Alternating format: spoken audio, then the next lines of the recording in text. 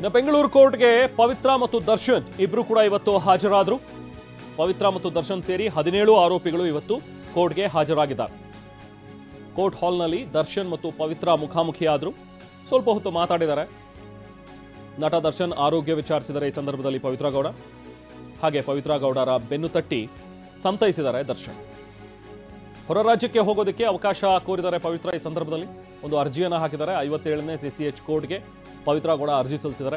ದೇವಸ್ಥಾನಗಳಿಗೆ ಹೋಗಬೇಕು, ಹಾಗಾಗಿ ಹೊರ ರಾಜ್ಯಕ್ಕೆ ಹೋಗೋದಕ್ಕೆ ನನಗೆ ಅವಕಾಶ ಮಾಡಿಕೊಡಿ ಅಂತ ಹೇಳಿ ಕೇಳಿದ್ದಾರೆ. ಯಾಕಂದರೆ ಷರತ್ತುಬದ್ಧ ಜಾಮೀನು ಅವರಿಗೆ ಮಂಜೂರಾಗಿತ್ತು.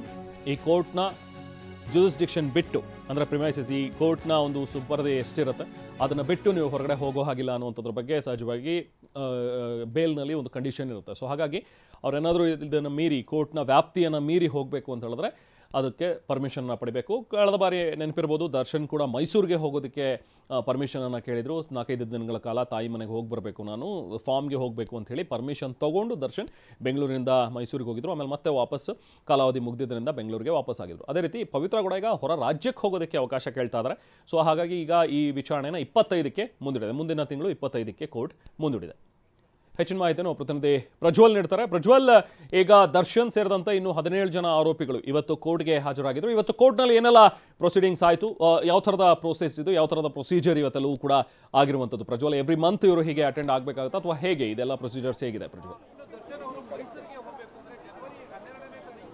ರೆಹಮಾನ್, ಇವತ್ತು ಚಾರ್ಜಸ್ ಅನ್ನ ಫ್ರೇಮ್ ಮಾಡಬೇಕಾಗಿತ್ತು. ಅಂದ್ರೆ ಎಲ್ಲ ಆರೋಪಿಗಳ ಹಾಜರಾತಿಯನ್ನ ಪಡೆದುಕೊಂಡು ಎಲ್ಲ ಆರೋಪಿಗಳಿಗೆ ಅವರು ಮಾಡಿರುವಂತ ಆರೋಪ ಪಟ್ಟಿಯಲ್ಲಿ ಏನೇನೆಲ್ಲ ಸಲ್ಲಿಸಿದರೆ ಅದನ್ನ ಸಂಬಂಧಪಟ್ಟಂತೆ ಚಾರ್ಜ್ ಅನ್ನ ಫ್ರೇಮ್ ಮಾಡಬೇಕಾಗಿತ್ತು. ಆದ್ರೆ ಆ ಒಂದು ಪ್ರಕ್ರಿಯೆ ಇವತ್ತು ಆಗಿಲ್ಲ. ಅದರ ಬದಲಾಗಿ ಇವತ್ತು ಎಲ್ಲ ಆರೋಪಿಗಳನ್ನು, ದರ್ಶನ್, ಪವಿತ್ರ ಗೌಡ ಸೇರಿದಂತೆ 17 ಜನ ಆರೋಪಿಗಳೇನಿದ್ರು ಅವರೆಲ್ಲರೂ ಸಹಿತ ಬೆಂಗಳೂರಿನ ಸಿಟಿ ಸಿವಿಲ್ ಕೋರ್ಟ್ ಆವರಣದಲ್ಲಿರುವಂತಹ CCH 57ನೇ ಕೋರ್ಟ್ ಹಾಲ್ನಲ್ಲಿ ಹಾಜರಾದ್ರು. ಹಾಜರಾದ ಬಳಿಕವಾಗಿ ನ್ಯಾಯಾಧೀಶರು ಎಲ್ಲಾ ಆರೋಪಿಗಳ ಹಾಜರಾತಿಯನ್ನ ಪಡೆದುಕೊಂಡ್ರು. ದರ್ಶನ್ ಸೇರಿದಂತೆ 17 ಜನ ಆರೋಪಿಗಳ ಹಾಜರಾತಿಯನ್ನ ಪಡೆದುಕೊಂಡಂತ ಸಂದರ್ಭದಲ್ಲಿ ಎಲ್ಲರೂ ಸಹಿತ ಅವರವರ ಹೆಸರನ್ನ ಕೂಗಿದಂತ ಸಂದರ್ಭದಲ್ಲಿ ಅವರು ಕೈ ಎತ್ತಿ ತಮ್ಮ ಹಾಜರಾತಿಯನ್ನ ಖಾತ್ರಿಪಡಿಸಿದ್ವು. ಅದಾದ್ಮೇಲೆ ಕೆಲವೇ ನಿಮಿಷಗಳಲ್ಲಿ ಇವರು ಪವಿತ್ರ ಗೌಡ ಪರವಾದಂತಹ ವಕೀಲರು ಒಂದು ಅರ್ಜಿಯನ್ನ ಸಹಿತ ನ್ಯಾಯಾಲಯಕ್ಕೆ ಸಲ್ಲಿಕೆ ಮಾಡಿದ್ರು. ಅಂದ್ರೆ ಬೇರೆ ರಾಜ್ಯಗಳಿಗೆ, ದೇವಸ್ಥಾನಗಳಿಗೆ ಹೋಗ್ಲಿಕ್ಕೆ ಒಂದು ಅನುಮತಿ ಬೇಕು ಅಂತೇಳಿ ಪವಿತ್ರ ಗೌಡಗೆ ಒಂದು ಅರ್ಜಿಯನ್ನು ಸಲ್ಲಿಕೆ ಮಾಡಿದ್ರು.